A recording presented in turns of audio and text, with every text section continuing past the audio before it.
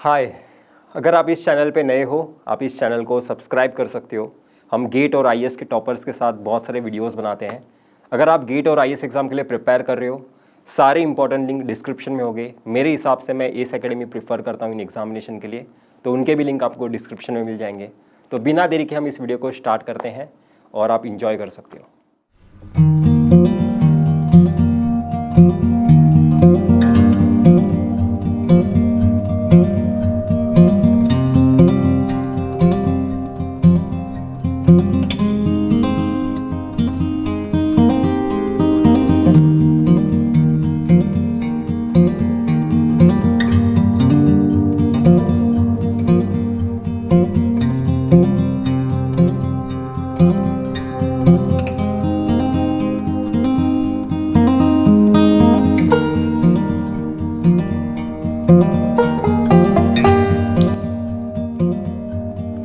All right, आज हमारे साथ चंद्रशेखर सर हैं जिन्होंने गेट और आईएएस दोनों में टॉप रैंक अचीव करा है, दोनों में अंडर 100 रैंक अचीव करा है और वो आईआईटी से बीटेक भी किए हैं, एमटेक भी किए हैं, आईआईटी खड़गपुर से किए हैं।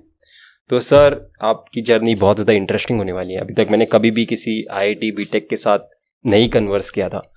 अगर आप बता सकते हो आपका स्कूलिंग कैसा था, आपका बैकग्राउंड कैसा था, आपका आईआईटी जेईई का सफ़र जानना चाहता हूँ। इवेंचुअली हम आईएएस एग्ज़ाम तक भी जाएंगे, पर आईआईटी जेईई तक का सफ़र बताओ। सर, मेरा नाम चंद्रशेखर है। मैं गुंटूर जिला आंध्र प्रदेश में एक छोटा सा गांव निजामपट्टनम बोल के है, वहाँ से मैं बिलोंग करता हूँ। मेरा पढ़ाई पूरा वहीं पे ही हुई अप टू 6th क्लास। तो वो मतलब वहाँ पे मेरे को ऐसा लगा था कि मेरे पापा को लगा था कि मैं पढ़ाई में इतना अच्छा नहीं हूँ उस टाइम पे। तो उसको लगा ये अगर यही रहेगा तो ये मार्बल्स खेलते रहेगा, फिर वो मतलब इतना अच्छा नहीं कर पाएगा उसके लाइफ में। तो वो सोच के तो उस टाइम पे एक नया स्कूल खुली थी वहीं पे मेरा गांव के आसपास 15 किलोमीटर की दूरी में। तो मेरे को पापा को लगा ये यहाँ नहीं पढ़ाई करना है, वहाँ पे भेजना है। तो उसने मेरे को वहाँ पे भेज दी। तो उसके बाद धीरे धीरे मैं स्पोर्ट्स में बहुत खेलता था, बहुत टाइम स्पेंड करता था हमेशा। तो मेरा स्पोर्ट्स के साथ साथ मैं किसी और चीज़ में मतलब इंटरेस्ट आने लगी, पढ़ाई में भी वहाँ जाने के बाद तो मतलब मैं फिर सुबह उठ के 6 बजे उठ के मैं क्लास जाता था और शाम को 6 बजे आता था घर पे। तो फिर आके मैं थक जाएंगे, खाना और पी के और फिर सो जाएंगे। तो मतलब और फिर क्योंकि कल सुबह भी उठना है 6 बजे, तो मतलब बहुत चीज़ों से मतलब मेरे घर के जो मार्बल्स खेलना है ये सब करने में मतलब मेरा टाइम छूट गई। तो फिर उसके बाद वहाँ पे वो अच्छा लगा था मेरे को, मतलब धीरे धीरे में मतलब वो आदत पढ़ाई में चला गई थी। तो मतलब मेरे को पढ़ाई में अच्छा चल गई। तो बाद में कुछ दिन के बाद मतलब मेरा एग्ज़ाम आ गई थी। तो मेरा उस घर का सिचुएशन वैसे है, कोई पढ़ा लिखा नहीं है। मेरा पापा कभी स्कूल का चेहरा भी नहीं देखा पहले उनके बचपन के टाइम पे। तो मेरे पापा को ऐसे लगा इसको पढ़ाना है। तो वहाँ उसको ऐसे लगा है कि हमारा में 600 मार्क्स में 500 लाना मेरे पापा के लिए बहुत बड़ी बात, 10th में। तो मैं उसको कुछ दिन मतलब मेरा 10th क्लास गुजर रही थी। तो मैं कुछ दिन के बाद मेरे पापा को पूछ रहा था, कभी कभी पूछ लेता क्या क्या चल रहा है ये सब। तो उस टाइम पे मैंने बोला, पापा आप फिक्र मत करो, 500 तो हुई है, वैसे ही आ जाएगा। तो मतलब आप उसमें टेंशन मत करो। लेकिन उसके बाद एग्ज़ाम लिखने के बाद मतलब जब मैं मार्क्स ने मेरे पापा को बताया, वो खुद शॉक था। तो मतलब पहले जब उसके जॉब मेरे को 557 आए थे आउट ऑफ 600। उसको कुछ उम्मीद भी नहीं था जो मैं इतना अच्छा कर पाऊँगा बोल के। वो होने के बाद वो मतलब वो तब से मेरे ऊपर विश्वास करने लगा। तो ये सब हो गए थे, 10th ख़त्म हो गई। उसके बाद आगे क्या करना है कुछ पता नहीं है। आईआईटी जेईई का तभी नाम सुन रहा था। मेरा गांव में जो स्कूल है उसका प्रिंसिपल का बेटा भी मतलब आईआईटी निकाला गया था उस टाइम पे। तो उसकी वजह से हमारा गांव में आईआईटी का नाम रोशन हो गए थे। मतलब आईआईटी आना है, आईआईटी में पढ़ना है बोल के ये सब बोल के बहुत हो गए थे। तो उनके पापा से मिलने के लिए गए थे, वो प्रिंसिपल है हमारा गाँव का स्कूल में। तो हम उससे मिलने गए थे। तो वो बोला है कि मैं उस टाइम पे 10th में अच्छा मार्क्स ले आया था, मैथ्स में मेरा 100 आउट ऑफ 100 आई थी। अच्छा। तो उससे मिला। तो वो बताया कि अगर तेरा मैथ्स में इतना स्ट्रांग है तो आईआईटी के लिए ट्राई कर ले, आईआईटी के लिए या एनआईटी के लिए ट्राई कर लेना। एनआईटी तो हो जाएगी, अगर आईआईटी का मतलब जो मेहनत करेगा तो हो जाएगी, वैसे उनने बताया था। तो मैं घर पे आने के बाद मेरा पापा बोलने लगा कि ट्राई कर ले आईआईटी के लिए, अगर हो जाएगा तो हो जाएगी, नहीं तो एटलीस्ट अगर अच्छा के लिए हम ट्राई कर रहे हैं तो उससे नीचे वाला अगर एनआईटी वाला तो मिल ही जाएगी। वैसे उनका एटीट्यूड थी उस टाइम। तो वो बोल दिया ठीक है, हाँ ठीक है पापा, पढ़ लेंगे। फिर उसके बाद मैं आईआईटी जेडब्ल्यू की कोचिंग आईआईटी जेडब्ल्यू की कोचिंग में चला गया। तो वहाँ पे मतलब कुछ दिन वहाँ पे एग्ज़ाम्स लिख रहा था, वैसे कुछ कर रहा था, मतलब कुछ वहाँ पे हर संडे में एग्ज़ाम होती थी। तो एग्ज़ाम्स होने के बाद मतलब मेरे को बीच में कब छुट्टी लगी घर चला गया, तब पापा फिर से पूछने लगा क्या कुछ हो सकता है क्या जेडब्ल्यू में। तो मैंने बोला हाँ पापा पक्का हो जाएगी। मैं जब भी वैसे मेरे पापा को बोलता हूँ ना, कॉन्फिडेंटली बोलता हूँ, तो वो समझ में आता है कि उसको हाँ ये कुछ बोला है और ला के ही दिखाएगा। तो उसको कॉन्फिडेंस थी इस बात में, तो मैंने बोल दिया। उसके बाद मेरा पापा कभी पूछा नहीं है वैसे, मतलब हो जाएगी क्या, वैसे बोल दिया। इतना कॉन्फिडेंटली बोलता हूँ हाँ आ जाएगी पापा, बस वो काफ़ी है उनके लिए। और तुम्हारा आईआईटी जेडब्ल्यू भी निकल गई थी। मेरा आईआईटी खड़गपुर में मेरा बीटेक कोर्स आई थी उस टाइम पे, तो वो ले चुका है। और मेरे गांव में उस टाइम पे पहली बार 5 लोग का आईआईटी निकला है। तो सबका मतलब वैसे है कि इलेक्ट्रिकल, कुछ लोग का ईसीई, वैसे ये सब ब्रांच में था। तो मेरा तो सिविल, यार सिविल है, इतना मतलब मेरा इतना वो नहीं है इसमें, वैसे बोल के चला गया। फिर भी मतलब कुछ और नहीं मिल रही थी सिविल के अलावा, तो लेके चला गया आईआईटी खड़गपुर में। तो वहाँ जब घुसरा अंदर, इतना बड़ा गेट है वहाँ पे, तो मतलब टोटल 2300 एकर्स की आईआईटी खड़गपुर बहुत बड़ा है, बहुत बड़ा है। इतने छोटे से कॉलेज से जब तुम इतना बड़ा कैंपस देखते हो, तो मतलब मेरे को अचानक से डर लगने लगा।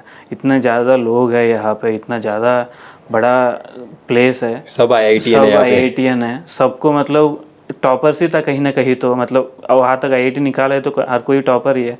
तो मेरे को लगता है बहुत डर लगता था उस टाइम पे। उसके साथ साथ मैं एकदम गांव से हूँ, तो मेरे को मतलब हिंदी भी नहीं आती थी उस टाइम पे। आता जाता खाना पीता बस, ये इसके अलावा और कुछ आती नहीं थी मेरे को उस टाइम पे। तो और उसके साथ क्लासेस में वहाँ जाने के बाद वहाँ पे उनका जो लैंग्वेज वो लोग बोलता है ना, तो वो भी समझ में नहीं आती थी मेरे को। क्लासेस में भी टीचर्स का लैंग्वेज भी, मतलब कुछ लोग हिंदी में बोलता है, मोस्टली हिंदी में नहीं चलता, कुछ कभी कभी बोलता है। हिंदी तो मेरे को बिल्कुल नहीं आती थी उस टाइम पे। इंग्लिश ठीक ठाक आती थी, लेकिन इतना वो उन लोग को जो मतलब समझने में कुछ टाइम लगी थी मेरे को स्टार्टिंग में। तो वो सब हो गई और ठीक ठाक सीजी के साथ मतलब फेल नहीं हुआ, बस अच्छे से मतलब पास हो गया था फर्स्ट ईयर में।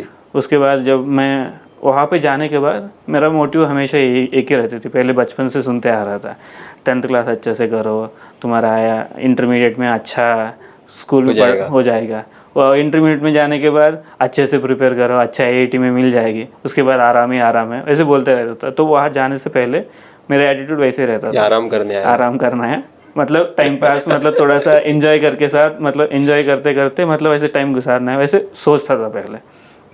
उसके बाद सेकेंड ईयर में एक सीनियर से बात हुई थी, तो वो सीनियर वैसे मेरे को बताया था कि तेरा सीजी कितना है। वो मैंने बोला ये इतना सीजी है। अच्छा, इस सीजी से कुछ नहीं होने वाला है। मैं बस उस टाइम पे बहुत ज़्यादा स्पोर्ट्स खेलता था, इंटर आईटी वॉलीबॉल के लिए प्ले किया था, मैं सेलेक्ट भी हो गया था उसमें। तो वो सब हो गई। तो उस टाइम पे मैं बस गेम्स ही खेलता था, पढ़ाई भी नहीं करता था। वो जब उसने वो बोला इस सीजी से कुछ नहीं होगी, तेरे को पढ़ाई में को थोड़ा सा सीरियस होना है, तो वो जब वो बोला मेरे को लगा कि यार ये तो सही बोल रहा होगा। मेरे को रियलिटी चेक आ गई थी उसके बाद। तो फिर तब से 4th सेमेस्टर में तब से मैं मतलब क्लासेस जाता था, फिर भी क्लासेस जाके मैं सो जाता था, लिटरली मैं बोल रहा हूँ। मैं ज़्यादा देर सुन नहीं पाता हूँ किसी का लेक्चर भी, पहला 15-20 मिनट मुश्किल से सुनता हूँ, उसके बाद नींद आ जाती है।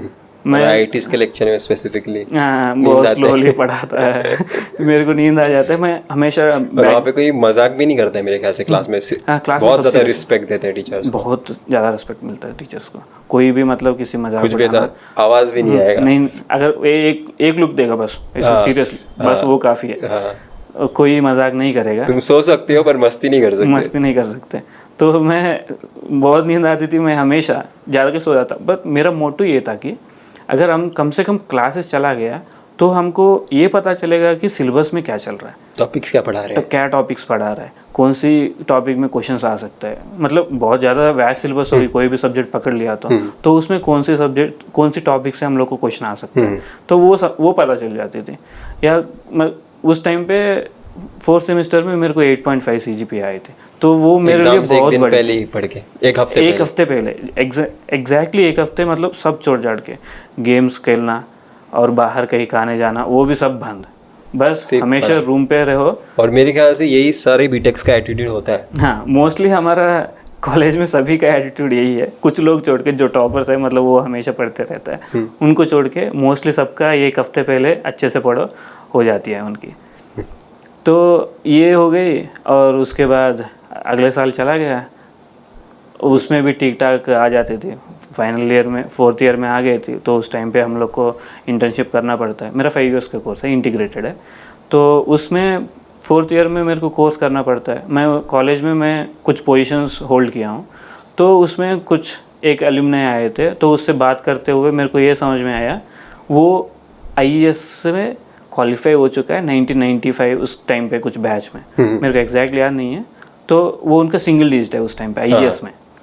तो मैं बाद में दूसरे एलुमनाई से उसका कांटेक्ट लेके उसको मैंने कॉल किया, सर मेरे को उस टाइम पे हमारे लिए इंटर्नशिप भी बहुत बड़ी थी, तो मेरे को सिविल में ही जाना है, मेरे को IT में उतना वो शौक नहीं है। मैं जो फर्स्ट ईयर में मेरे को C में जस्ट P ग्रेड जस्ट पास था उस टाइम पे, तो मेरे को इतना वो पसंद नहीं आता था उसमें, मेरे को सिविल में जाने की शौक थी पहले से।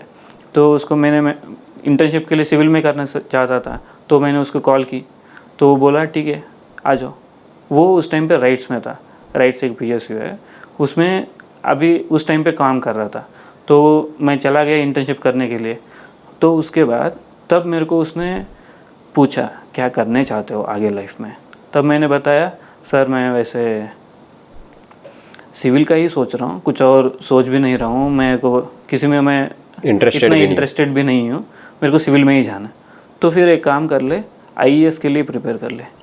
लेकिन वो उस टाइम पे मेरे लिए, मेरा जो जहाँ से मैं आया हूँ उसके हिसाब से वो इमेजिन करना भी बहुत बड़ी बात है। मेरे पापा को जब मेरा पहली बार ऐसे UPSC एक IAS एग्ज़ाम है, ऑफिसर रैंक वाली है, मेरे को पढ़ने के लिए सोच रहा हूँ, वैसे मेरे पापा को बोला सोचो भी मत। उनके दिमाग में ये था ये सब बड़े बड़े लोग के लिए है, वो लोग खरीद लेगा, वो पैसे दे के खरीद लेगा, वैसे एटीट्यूड थी। मतलब हमको कुछ पता नहीं था उसके बारे में, तो उनको वैसे एटीट्यूड थी उस टाइम पे।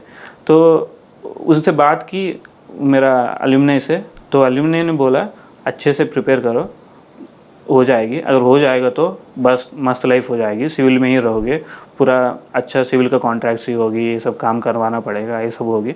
वैसे तुमने उनके साथ काम भी किया था? हाँ, उनके साथ काम भी किया था प्रोजेक्ट्स में।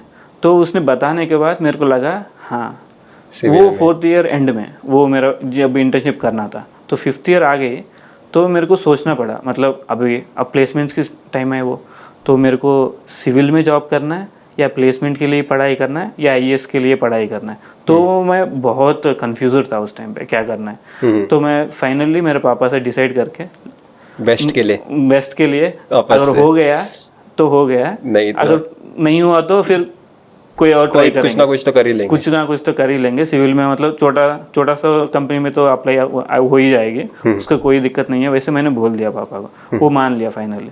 उस टाइम पे मेरा फर्स्ट ESC अटेम्प्ट थी कॉलेज के साथ। वो जनवरी में एग्ज़ाम होती थी, दिसंबर में हमारा फाइनल एक पूरा महीना हम लोग को छुट्टी होता था IIT में।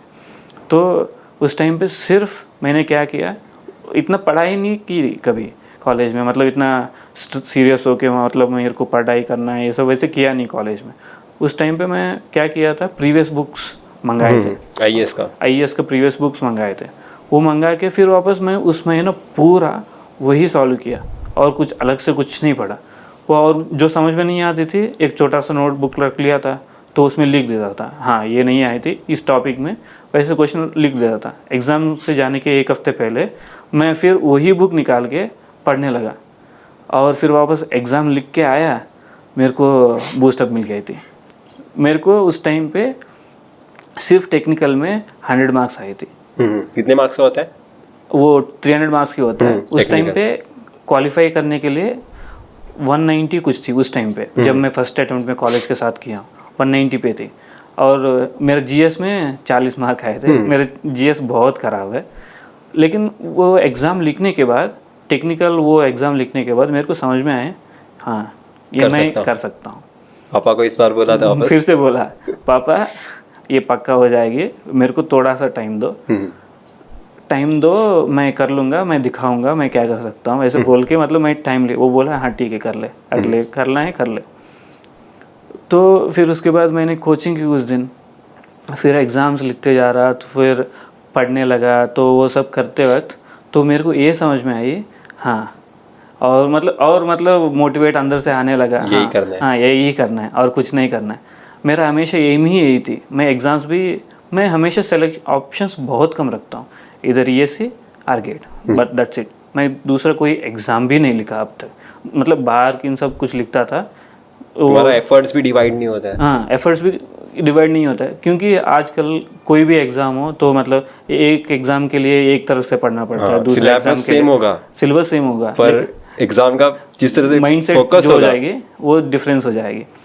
तो इसलिए मैं ऑप्शंस बहुत कम रखता था, बस मेरे को यही पढ़ना है। तो मेरा फर्स्ट अटेम्प्ट में ESE निकाल लिया, प्रीलिम्स निकाल गया है। उसके बाद ये तुम्हारा ड्रॉप के साथ फर्स्ट अटेम्प्ट था शायद, कॉलेज के साथ नहीं निकला? कॉलेज के साथ नहीं थे, कॉलेज के साथ हुआ नहीं है मेरे को। मैं कुछ 40 मार्क्स से प्रीलिम्स में निकल गई थी, हट गई थी मेरा। तो उसके बाद ड्रॉप होके मैं कोचिंग किया। तो ये सेकंड अटेम्प्ट है ऑफिशियली? सेकंड अटेम्प्ट ऑफिशियली मेरा सिंसियर अटेम्प्ट है, ये फर्स्ट अटेम्प्ट है, मतलब अच्छे से पढ़ के ये सब, ये मेरा फर्स्ट अटेम्प्ट है ऑफिशियली पढ़ने, अच्छे से पढ़ के।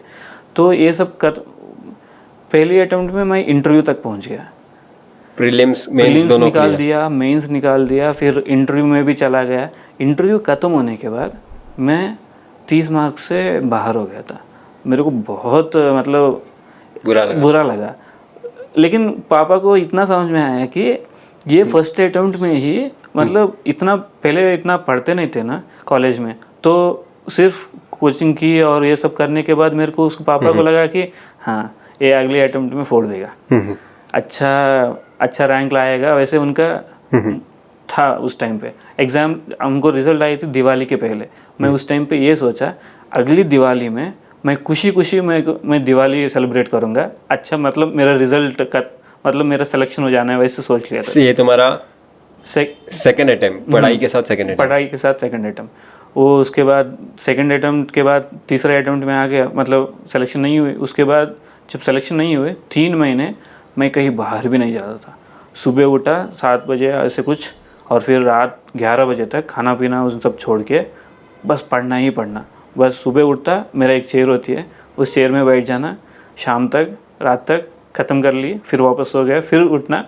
सेम वैसे 3 महीने किया था लगातार, कहीं बाहर नहीं गया, कहीं नहीं गया। तुम्हारा रूम छोड़ के तुम्हें बाहर जो भी हो रहा है कुछ भी पता नहीं, लिटरली कुछ। मेरा फ़ोन फुल ऑफ था, मेरा सब सोशल मीडिया ऐप्स, इंस्टा हो जाए, व्हाट्सएप हो, फेसबुक हो, सब बंद, सब अनइंस्टॉल कर दे। सिर्फ पापा 30 मार्क्स इंटरव्यू के इस बार भरने हैं, इस बार भरना ही भरना है। तो वो सोच के फिर मेरा प्रीलिम्स निकाला था।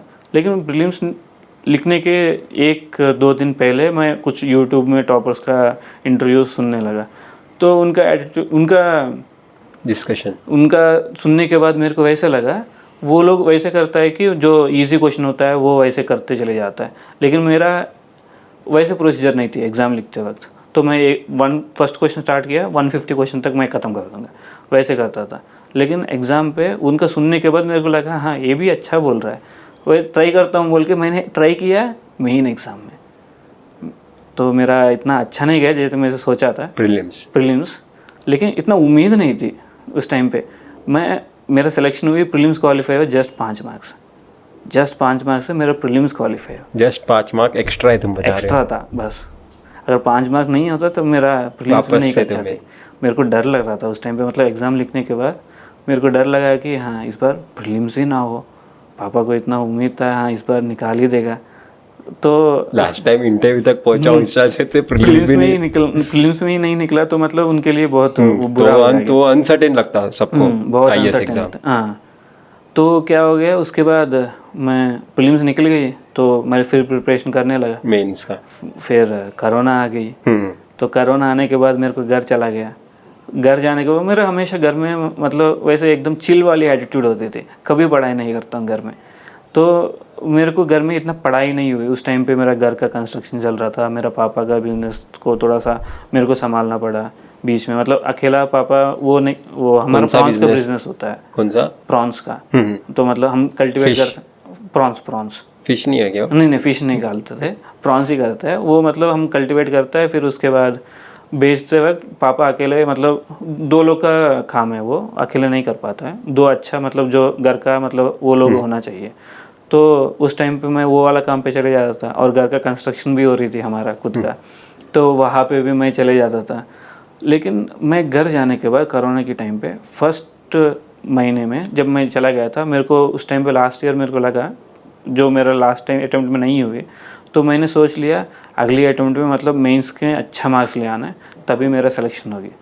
तो मैं जहाँ घर जाने के बाद सुबह तो हमारा घर में एकदम छोटा घर है, तो अगर इस रूम में टीवी ऑन किया, दूसरे रूम में साउंड आ जाएगी, तो पढ़ाई नहीं होती थी। तो मैंने दूसरा कुछ बैकअप प्लान देख लिया कि हाँ, घर में 10 बजे 11 बजे तक सो जाता है, मैं 10 बजे उठता था रात में, और सुबह 5 बजे 6 बजे तक पढ़ता था। वैसे 1 महीने पढ़ा था। फिर उसके बाद कोरोना और एक्सटेंड हो गया, कोरोना की वजह से और एक्सटेंड हो गई।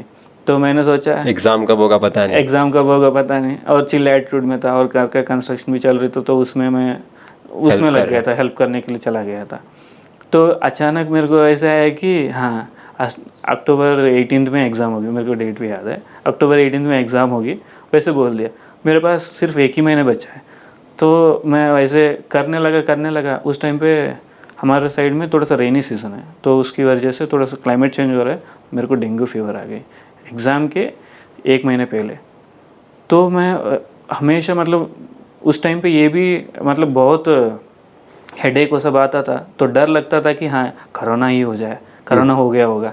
कोरोना हुआ है कि क्या नॉर्मल हेडेक है कि कोरोना वाला हेडेक है? तो ये समझ में नहीं आती थी, तो मैं हमेशा सोचता रहता था, पढ़ाई भी नहीं करता था। तो उसके बाद मैंने दिखाया था डॉक्टर को, वो बोला है कि ये डेंगू फीवर है, कोई इतना डरने की ज़रूरत नहीं है, कोरोना नहीं हुआ है। तो फिर उसके बाद मेरे पास 2 हफ्ता बचा है। 2 हफ्ता में कुछ प्रीवियस ईयर जो टेस्ट सीरीज़ का क्वेश्चंस हो के वो ले आके वो बस वही प्रैक्टिस किया था। मेरे पास एक शॉर्ट नोट्स थी, वो बस वो रिवाइज़ करके चला गया था। मैं इस टाइम पे एग्ज़ाम जाने के पहले इतना उम्मीद भी नहीं था कि मेरा हो जाएगी, क्योंकि मतलब मैं कितना एक्सपेक्ट किया था पढ़ने के लिए, मैं सब वो सब्जेक्ट कर दूंगा, ये सब्जेक्ट कर दूंगा, ये इनका सब्जेक्ट, एग्ज़ाम आने के लिए तो टाइम है, तब तक मैं कर दूंगा। हाँ, तब तक मैं कर दूंगा। वैसे मैं पहले एटीट्यूड थी, लेकिन अब कुछ इतना ज़्यादा प्रिपरेशन नहीं हुई, तो मेरे को डर लगने लगा। तो ठीक है, जो भी हो जाए, अगर नहीं हुआ तो नहीं हुआ। पढ़ाई कितना आया था मेंस में फिर इस बार? मेंस में मेरे को 412 आए थे। वो मैं एक्सपेक्टेड भी नहीं था, बिल्कुल एक्सपेक्टेड नहीं था। एकदम चिल एटीट्यूड में चला गया, जो हुआ सो हुआ, देखा जाएगा, ऐसे बोल के चला गया। इतना टेंशन भी नहीं लिया। 400 से ज़्यादा जनरली ज़्यादा अच्छे मार्क्स बोला जाता है। 400 से ज़्यादा आया तो, और एग्ज़ाम पे इतना अटेम्प्ट करना भी डिफिकल्ट होता है मेरे ख्याल से।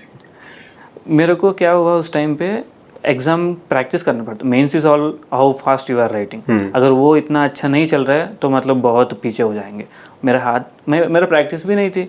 हाँ, तुम तो सब में बिजी थे, कंस्ट्रक्शन में और पापा को हेल्प करने में, तो प्रैक्टिस छूट गई। डेंगू फीवर हो गई थी, तो फिर और मैं बहुत कमज़ोर हो गया था उस टाइम। हाथ मतलब लिखना भी मतलब इतना अच्छे से नहीं हो रहा था, स्पीड भी नहीं आती थी। मतलब इट्स ऑल स्पीड है मेंस में, तो स्पीड भी नहीं आती थी। एग्ज़ाम में मतलब बहुत ज़्यादा क्वेश्चंस मेरे को लास्ट में पेपर छीन लिया था मेरे से। मैं कुछ नहीं कर नहीं पाया इतना, मतलब जितना एक्सपेक्टेड था। अगर अच्छा प्रैक्टिस होता तो मैं और अच्छा कर लेता था, तो इतना उम्मीद नहीं था, फिर भी हो गई थी। उसके बाद इंटरव्यू के लिए प्रिपरेशन कर ली, फिर इंटरव्यू हो गया। लेकिन इंटरव्यू में मेरा बहुत अनसर्टेनिटी हुई इस बार। पूरा it's all like history, geography, वो सब भी पूछे लगा। सिविल का बहुत कम पूछा, हिस्ट्री का नहीं पूछा। वो भी इतना अच्छा नहीं गया कंपेयर टू लास्ट ईयर। फिर भी मेरा इस बार रैंक आ गया। घर वाले को कैसा लग रहा है? घर वाले को इतना अच्छा लगा, क्योंकि वो कभी वैसे सोचा नहीं थे मतलब मेरा बेटा मतलब एक ऑफिसर बन सकता है। वो उन लोग के लिए ये बहुत बड़ी बात है। गाँव तुम्हारे एरिया में सब तुम्हें अभी, जब मैंने पहली बार मेरे पापा को बोला मेरा रैंक आई बोल के, तो मेरा पापा थोड़ा सा शॉक थे, सच बताओ आई क्या रिजल्ट। उनको उम्मीद नहीं था, मतलब हम भी बन सकते हैं। हाँ हम भी बन सकते हैं, सच बताओ रिजल्ट आई क्या। वो उसको लगा है कि नहीं ये बकचोदी कर रहा है, वैसे उसको लगा था, लेकिन रिजल्ट आई थी। मैंने उसके बाद गांव वाले को सबको, मतलब मेरा पापा सबको बोल दिया ये आ गए बोल के, सब मतलब सब कुछ थे हमारे घर में वैसा। और अब तुम इसमें सब्जेक्ट मैटर एक्सपर्ट भी हो। अब मेरा ज्वाइनिंग होने के लिए तो थोड़ा सा लेट हो रहा है अभी इस कोरोना की वजह से, तो इसलिए मैं कुछ घर के फाइनेंशियल सिचुएशंस को थोड़ा सा सॉल्व करने हेल्प करने के लिए मैं ये इसमें सब्जेक्ट मैटर एक्सपर्ट के लिए काम कर रहा हूँ। तुम्हारे हिसाब से यहाँ की टेस्ट सीरीज? यहाँ पे टेस्ट सीरीज बहुत अच्छा है, जो भी मतलब अभी बना रहे हैं ना, तो एक जो क्वालिफाई हो गया वही लोग बना रहे हैं। रैंक 1 रैंक 2 यहाँ पे मेरा बगल में ही मैकेनिकल की ESC का रैंक 1 रैंक 2 बैठता है। उनका भी वीडियो है इस चैनल में। हाँ उनका भी वीडियो होगा, देख लीजिए उसमें।